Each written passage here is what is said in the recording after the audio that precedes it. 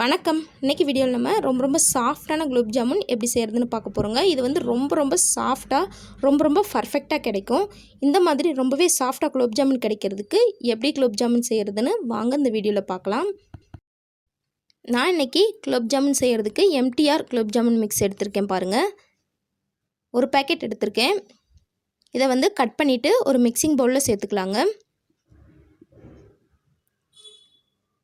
சேர்த்துட்டு இப்போ இதில் நம்ம கொஞ்சம் கொஞ்சமாக தண்ணி சேர்த்து பிசைஞ்சிக்க போகிறோம். தண்ணி வந்து அதிகமாக தேவைப்படாது. 1/4 கப் அளவுக்கு தண்ணி இருந்தாலே போதும். தண்ணியை வந்து அதிகமாக சேர்த்துடாமல் கொஞ்சம் கொஞ்சமாக தெளித்து இந்த மாதிரி எல்லா மாவும் ஒன்று சேர்ந்து வர்ற மாதிரி மிக்ஸ் பண்ணிக்கோங்க. ரொம்ப அழுத்தம் கொடுத்துலாம் பிசையணும்னு அவசியம் இல்லை. நல்லா இந்த மாதிரி ஒன்று சேர்ந்து வந்தாலே போதும். ரொம்ப அழுத்தம் கொடுத்து பிசைய தேவையில்லை. இந்த மாதிரி ஒன்று சேர்ந்து வர்ற மாதிரி நல்லா சாஃப்டாக பிசைஞ்சு எடுத்துக்க போகிறோங்க. பாருங்கள் நம்மளோட மாவு எந்த அளவுக்கு நல்லா சாஃப்டாக இருக்குன்னு. இந்த மாதிரி பிசைஞ்சு எடுத்தாச்சு. இப்போ மூடி போட்டு ஒரு 20 நிமிஷம் இதை நல்லா வந்து மூடி வச்சுருங்க. அதுங்களாட்டி நம்ம வந்து சர்க்கரை பாகு ரெடி பண்ணிக்கலாம். அதுக்கு வந்து ஒரு பேன் அடுப்பு வச்சு அதில் வந்து 1/2 கப் அளவுக்கு சர்க்கரை சேர்த்துக்கிறேன். இது கிட்டத்தட்ட 400 கிராம் அளவுக்கு இருக்கும். சேர்த்துட்டு எந்த கப்பில் சர்க்கரை எடுத்தோமோ அதே கப்பில் 1/2 கப் அளவுக்கு தண்ணி சேர்த்துக்கிறோங்க. எந்த அளவு சர்க்கரை சேர்த்தோமோ அதே அளவுக்கு தண்ணியும் சேர்த்துக்கலாம். சேர்த்துட்டு இதை நல்லா கொதிக்க விட்டுறலாங்க. மிக்ஸ் பண்ணி விட்டு சர்க்கரையெல்லாம் கரைஞ்சி தொட்டு பார்த்திங்கன்னா பிசு பிசுன்னு இருக்கணும். அந்த பக்குவத்துக்கு இதை நல்லா வந்து கொதிக்க விட்டுறலாம். பாருங்கள் லைட்டாக வந்து தொட்டு பார்த்தோம்னா பிசு பிசுன்னு இருக்கணும்.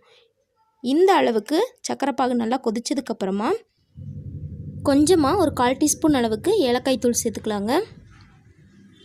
அதுக்கப்புறம் ஒரு 4-5 ட்ராப் அளவுக்கு லெமனை வந்து பிழிஞ்சு வச்சுருக்கேன், அதை சேர்த்துக்கலாம். இது சேர்க்கறதுனால வந்து சர்க்கரை பாகு வந்து கடைசியாக கட்டி பட்டுரும், அது படாமல் இருக்குங்க. அதுக்காண்டி சேர்த்துட்டு இதை நல்லா மிக்ஸ் பண்ணி விட்டுட்டு ஸ்டவ்வை ஆஃப் பண்ணிடலாம். சர்க்கரை பாகு ரெடி ஆயிடுச்சு. இப்போ நம்ம ரெடி பண்ண வச்ச மாவை வந்து சின்ன சின்ன உருண்டைகளாக உருட்டி எடுத்துக்கலாம். கொஞ்சமாக மாவை எடுத்து உள்ளங்கையில் வச்சு நல்லா அழுத்தம் கொடுத்து உருட்டி எடுத்துக்கலாம். நம்ம வந்து மாவு பிசையும் போது நல்லா அழுத்தம் கொடுத்து பிசையலை. இந்த மாதிரி உருட்டும் போது அழுத்தம் கொடுத்து பிசைகிறதுனால நம்மளோட குலோப் ஜாமுன் பார்த்திங்கன்னா உடையாமல் நல்லா சூப்பராக வருங்க. அதனால் இந்த மாதிரி நல்லா உள்ளங்கையில் அழுத்தம் கொடுத்து கொஞ்சம் கூட விரிசல் எதுவுமே இல்லாமல் உருட்டிக்கலாம். பாருங்கள் கொஞ்சம் கூட விரிசல் எதுவுமே இல்லாமல் சூப்பராக உருட்டியாச்சு. இதே மாதிரி இருக்கிற எல்லா மாவுகளையும் உருண்டைகளாக உருட்டி எடுத்துக்கலாம். எல்லா மாவையும் உருண்டைகளாக உருட்டி எடுத்தாச்சு. பாருங்கள் கொஞ்சம் கூட விரிசல் இல்லாமல் சூப்பராக உருட்டி எடுத்தாச்சுங்க. இப்போது இந்த உருண்டைகளை பொரிக்கிறதுக்கு எண்ணெயை சூடு பண்ணியிருக்கு. எண்ணெய் வந்து ரொம்ப மிதமான சூட்டில் இருக்க மாதிரி பார்த்துக்கோங்க. ரொம்ப அதிகமான சூட்டில் இருந்துச்சுன்னா குலோப் ஜாமுன் போட்டனையும் கருகிரும், டேஸ்ட் அந்தளவுக்கு நல்லா இருக்காது. அதனால் மீடியமான ஹீட்டில் எண்ணெய் இது எல்லாத்தையும் நல்லா பொரித்து எடுத்துக்கலாம். நம்மளோட உருண்டைகள் எல்லாத்தையும் இந்த மாதிரி உருட்டி நல்லா வந்து எல்லா பக்கமும் ஒரே மாதிரி வேகிற மாதிரி வேக வச்சுக்கோங்க.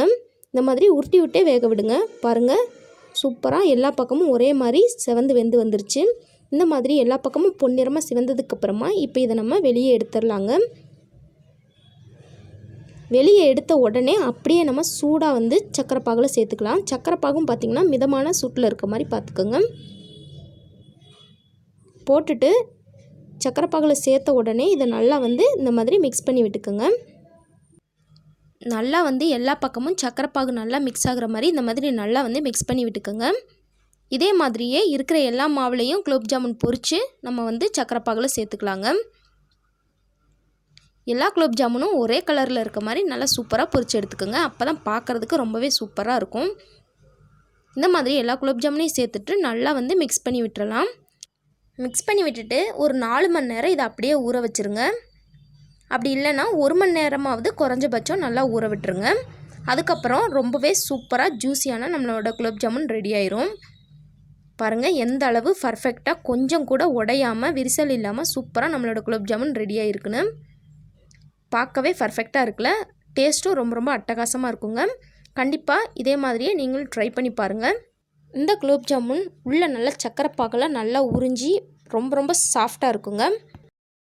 நான் சொன்ன எல்லா டிப்ஸையும் கரெக்டாக ஃபாலோ பண்ணி இதே மாதிரியே செஞ்சு பார்த்துட்டு எப்படி வந்துச்சு அப்படிங்கிறத மறக்காமல் கீழே கமெண்டில் சொல்லுங்கள். இந்த வீடியோ உங்களுக்கு பிடிச்சிருந்துச்சி அப்படின்னா லைக் பண்ணுங்கள், ஷேர் பண்ணுங்கள். மறக்காமல் நம்ம சேனலை சப்ஸ்கிரைப் பண்ணிக்கோங்க. தேங்க்ஸ் ஃபார் வாட்சிங்.